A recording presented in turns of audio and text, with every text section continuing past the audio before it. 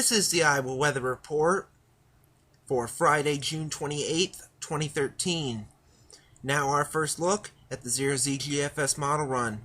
At 1 p.m. this afternoon, we have a northwesterly flow coming across the state with a trough digging in through the Great Lakes.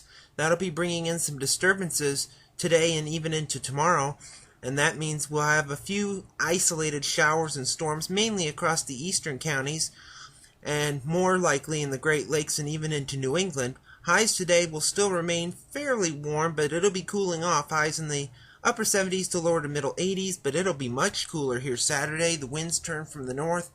Temperatures will be in the 70s, low to mid 70s, with an isolated shower or storm, but there could be some sunshine intermixed in there as well. Sunday looks to be fairly clear and calm. Most of the rain will be away from the state. Few clouds around, but highs around the 70s or so, maybe low 80s in the south and west. As we head to the new work week, here's Monday and the 1st of July.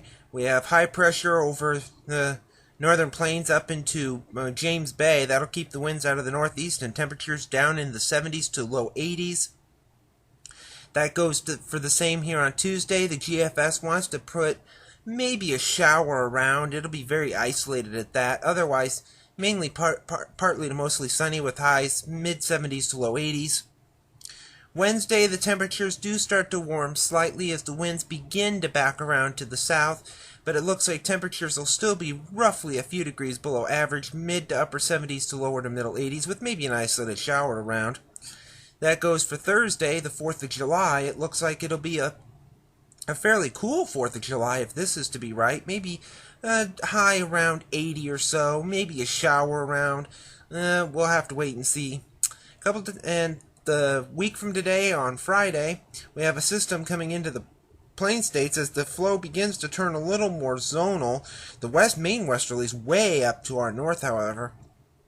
And with that next storm, that'll be coming in with maybe some showers and thunderstorms on a semi-organized basis.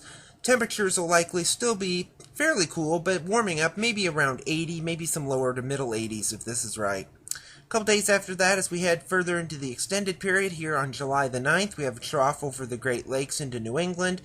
Otherwise, a flat ridge or so in the south and west. No real hot dome as we'll see earlier this week in the southwest, but nevertheless around here that means temperatures, if this was to be right, will be around 80 degrees, maybe mid or maybe upper 70s with a shower storm around if this was to be correct. And at the end of the forecast on July the 13th, the 594 ridge is returning over Utah with we still have a northwesterly flow, although a fairly light one at that. Main westerlies up in Canada, but that means with the northwesterly flow, we could still see maybe a shower or storm around, but it'll still remain cool, no real heat wave. That'll show highs maybe in the low 80s, maybe some upper 70s if that's right. Looking at the satellite image from last evening, we had a large complex of showers and thunderstorms over Missouri, Kansas, and Oklahoma, also across the Delta region, down into the southeast and up into the northeast and eastern Great Lakes, and elsewhere it was fairly quiet.